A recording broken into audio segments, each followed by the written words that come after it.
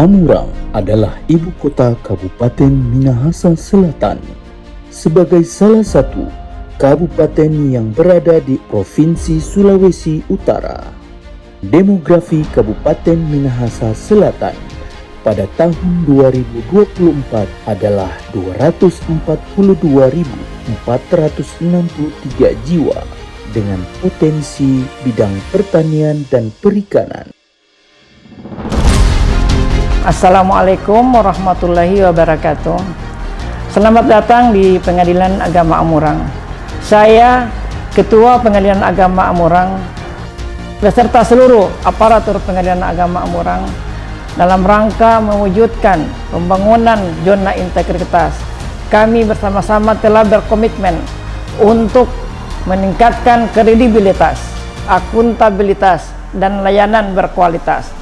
Instruksi kepada seluruh aparatur Pengadilan Agama Amurang untuk melaksanakan program zona integritas secara konsisten, berkesinambungan, dan bertanggung jawab dengan niat yang tulus dan tekad yang kuat. Semoga mendapat ridho dari Allah Subhanahu wa Ta'ala untuk meraih predikat wilayah bebas dari korupsi. Pengadilan Agama Amurang pasti bisa. Berdasarkan Permenpan RB nomor 5 tahun 2024, perubahan terhadap Permenpan RB nomor 90 tahun 2021 tentang pembangunan dan evaluasi zona integritas menuju WBK dan WBBM di instansi pemerintah, dan juga berdasarkan keputusan Ketua Mahkamah Agung nomor 58 tahun 2019 tentang pedoman pembangunan ZI menuju WBK dan WBBM pada Mahkamah Agung dan badan peradilan di bawahnya. Pengadilan Agama Amurang yang dipimpin oleh Ibu Ketua Pengadilan Agama Haja Masrifah Abasi SAG semakin siap mewujudkan wilayah bebas dari korupsi dan wilayah birokrasi bersih dalam melayani dengan mengusung 6 area perubahan. Area 1, Manajemen Perubahan, adalah salah satu dari 6 area utama dalam pembangunan zona integritas. Area ini fokus pada perubahan sistematis dan konsisten pola pikir, budaya kerja, dan mekanisme kerja individu di Pengadilan Agama Amurang. Seluruh jajaran Pengadilan Agama Amurang telah melakukan sosialisasi public campaign pembangunan zona integritas. Selain sosialisasi, perubahan pola pikir dan budaya kerja telah dilakukan berupa: pertama, penandatanganan komitmen bersama dan fakta integritas. Kedua, pimpinan berperan sebagai role model. Ketiga, pelaksanaan apel Senin pagi dan Jumat sore secara rutin. Keempat, briefing petugas PTSP. Kelima, rapat berjenjang. Peran agen perubahan juga semakin ditingkatkan dengan memberikan ruang dalam implementasi dan evaluasi atas langkah-langkah inovasi.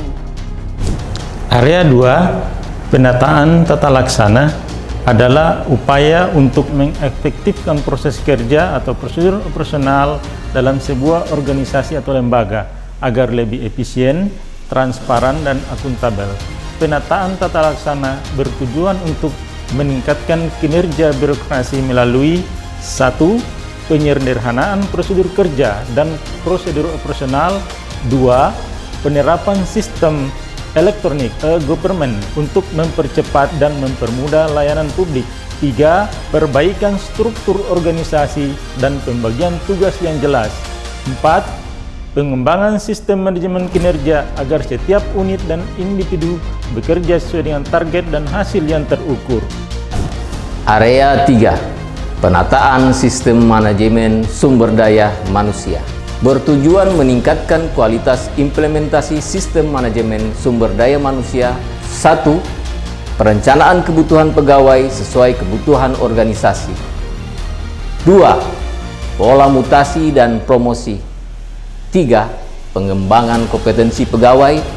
4. Penetapan kinerja organisasi dan individu. 5. penegakan disiplin dan kode etik pegawai. 6. Reward dan punishment, serta sistem penataan arsip pegawai dan informasi pegawai. Area 4, penguatan akuntabilitas kinerja. Ada 4 komponen penting dalam area 4, penguatan akuntabilitas kinerja. 1. Keterlibatan pimpinan. Pimpinan harus terlibat langsung dalam perencanaan, pelaksanaan, dan evaluasi kinerja unit kerja. 2. Pengelolaan akuntabilitas kinerja. Tersusunnya perjanjian kinerja secara lengkap dan konsisten dari level pimpinan tertinggi ke unit-unit di bawahnya. 3. Keterkaitan antara perencanaan dan penganggaran. Program dan anggaran disusun berdasarkan hasil analisis capaian kinerja sebelumnya. 4. Peningkatan kinerja yang terukur. Target kinerja harus SMART, spesifik, measurable, achievable, relevant, time bound. Area 5, penguatan pengawasan. Area ini bertujuan untuk meningkatkan penyelenggaraan organisasi Pengadilan Agama Amurang yang bersih, bebas KKN, dan akuntabel, serta menjaga kepatuhan terhadap pengelolaan keuangan negara. Pimpinan dan seluruh aparatur Pengadilan Agama Amurang telah melaksanakan sosialisasi publik campaign pembangunan zona integritas. Adapun kegiatan konkret yang dilaksanakan adalah yang pertama, membuat kebijakan pengaduan masyarakat melalui aplikasi Siwas Mahkamah Agung Republik Indonesia dan aplikasi SPAN Lapor. Yang kedua, menerapkan sistem blowing system di Pengadilan Agama Amurang. Yang ketiga, menyediakan saluran pengaduan berupa meja dan kotak pengaduan. Yang keempat, melakukan publikasi sosialisasi anti korupsi melalui media sosial berupa YouTube, Instagram, dan Facebook. Kelima, membangun lingkungan pengendalian SPIP. Dan yang keenam, melakukan monitoring dan evaluasi atas implementasi zona integritas. Area 6, kualitas pelayanan publik. Fokus dari pembangunan zona integritas area 6 meliputi yang pertama, penguatan sistem pelayanan publik. Di antaranya adalah pelaksanaan standar pelayanan agar pelayanan dasar kepada masyarakat terjamin. 2. Perbaikan prosedur pelayanan, yaitu implementasi budaya pelayanan prima, yaitu budaya 5S, senyum, sapa, salam, dan sopan santun, dan budaya 5R, ringkas, rapi, resik, rawat, rajin, dan juga pengelolaan pengaduan yang terkoneksi ke aplikasi SP4N Lapor.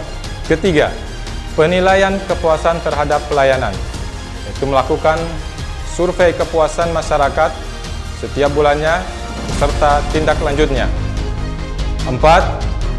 Peningkatan kompetensi petugas pelayanan, yaitu penyediaan sarana dan prasarana pendukung, pelatihan di tempat kerja, pemanfaatan teknologi informasi dalam memberikan pelayanan agar efektif dan efisien.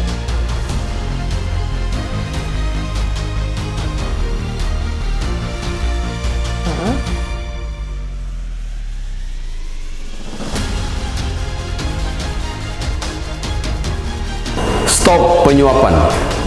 Tindakan Anda menyuap aparatur peradilan sungguh telah menciderai nilai-nilai keadilan di pengadilan agama.